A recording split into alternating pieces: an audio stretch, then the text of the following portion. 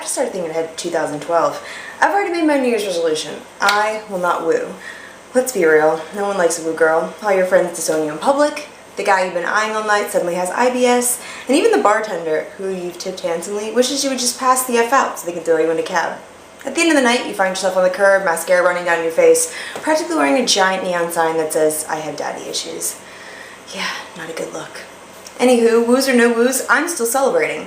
Yeah, that's right, I won last week and the championship is mine. It's the third championship, not one, not two, for insert witty team name with no penis reference here, and I'm sure I'll be going for a four-peat next year. Good drafting, a little luck, and a whole lot of Cam Newton, and yeah, championship. I hope those of you out there are feeling the same way, that whole thrill of victory thing. I've done everything I can to help you. But wait, some of you are still playing? You're in one of those like weird leagues that plays week 17? The one where everyone gets rested? Alright, well let's get to week 17 suds and duds, plus I'll give you a sneak peek at what we'll be doing through the playoffs.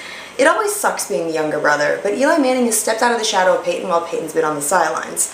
Eli already has as many Super Bowl rings as big brother, but now that he's had a chance for another, not a great chance, but better than the Colts, it's the second week that people are doubting Eli. Last week he took Mark Sanchez's lunch money and his goddamn snack. Never good. And while Manning needs another big game, this time against the Cowboys, he's going to do the exact same thing he did last week, only to Rex Ryan's little brother, and Tony Romo.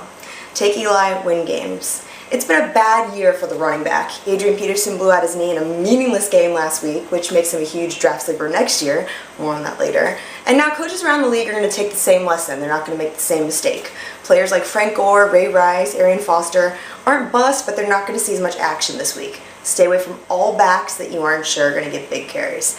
And even then, this is just not the year to be stacked up with backs. So now that you've won your fantasy championship, what do? Get ready for baseball season? Try to play NBA fantasy? Let's go ahead and make some money. My guys at Number Fire went 9-1 against the spread last year during the playoffs, and you know they rocked it during fantasy season. One game stood out to me this week. Green Bay is getting points. I mean, Detroit has a lot more to play for at home than the Packers, but I still think that getting points and being the best team in football, sorry Saints, good things. Number Fire has the Packers at 70% to win, and I'll take that. It's a good play. In the meantime, I need some more bubbly and some hot wings. Woo! Sorry guys. Stay classy, y'all. See you in the playoffs.